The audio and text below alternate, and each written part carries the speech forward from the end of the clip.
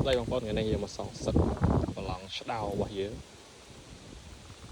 អត់ដែលបានឆ្ដោតែថ្ងៃមុនវាខំអញ្ចឹងយើងត្រូវតែសងសឹក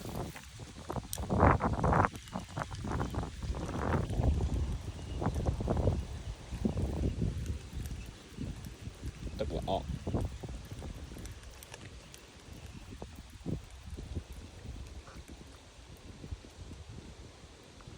បានឬយ៉ាងណាកុំភ្លេច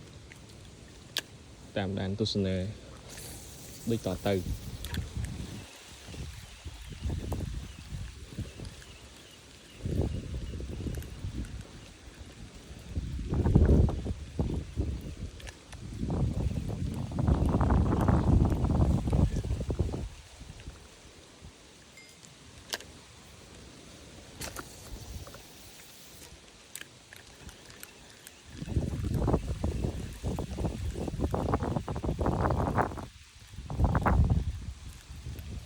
ប្រឡងជាតិបន្តិច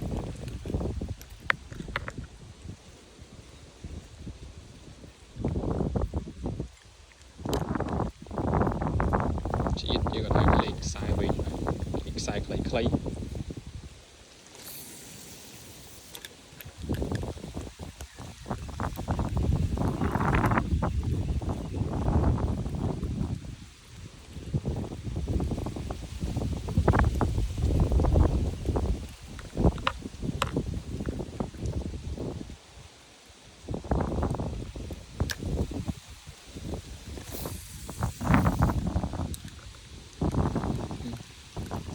ใส่มาได้